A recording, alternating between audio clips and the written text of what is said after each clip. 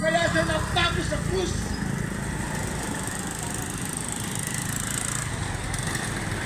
Ikaw ang nasa isip ng Panginoon, kaya tinanggap niya yung koronang tinik sa ulo niya. Ikaw ang nasa isip ng Panginoon, kaya tinanggap niya yung mga natay sa kanyang likuran.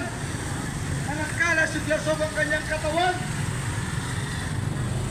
Ikaw ang nasa isip ng Panginoon, kaya tiniis niya mga pag-aalipusta sa kanya, pag-aalipura sa kanya, pag-anain sa kanya, at ang pagkabako sa krus. Ikaw ang kanyang nasa isip, kaya niya nagawa yun.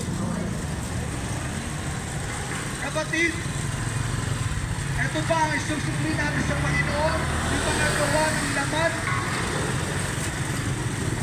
Kaya ito pinaparinig sa atin para maging aware tayo ay mga gumagawa pa naman ay hindi papasok sa kaharian ng Diyos. Kapag may nagsabi sa iyo na kapag ginagawa mo yung mga gawa ng laman o yung mga kasalanan at papasok ka pa rin sa langit, kapatid, kayong pala balik doon. Sapagkat ang Diyos ay hindi sinungaling. Ang tao sinungaling. Subalit ang Diyos ay hindi sinungaling. Kailanman imposible sa Kanya ang pagsinungaling.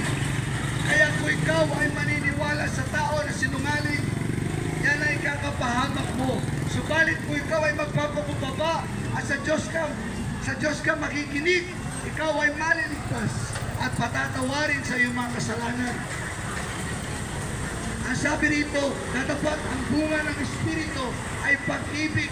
Yung kanina, yung verse 19 to 21, yung mga kasalanan natin po yun. Kunti pa lang po yun, marami pang mga kasalanan. Kagaya ng binabagit ni Pastor, yung LGBTQ. Mga kapatid, mahal kayo ng Diyos, subalit hindi niya mahal yung kalaswaan na inyong ginagawa. Ang mahal ng Diyos yung tao. Yung tao. Ang tao yun ay nagpakumbaba at humingi ng tawad sa Diyos.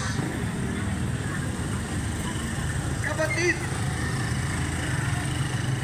yung verse 22 to 23, na dapat ang bunga ng Espiritu ay pag-ibig. Yung verse 19 to 21, ay yung mga ginagawa natin kasalanan. At pagkatapos po narinig ito at tinanggap mo si Jesus bilang Panginoon, tagapagligtas mo, sasayo ang bunga ng Espiritu. Ibig sabihin, ikaw ay niligtas na ng Panginoon. Kaya ito na ang mahayag sa iyong mga gawa.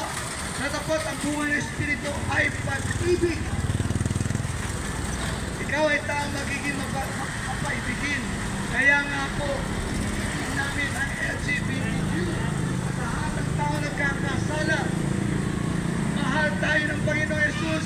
Kaya sinasabi niya sa atin, ang sigilan natin ang kasalanan sa buhay natin. Kapatid, isa lang ang tutunguhan ng tao.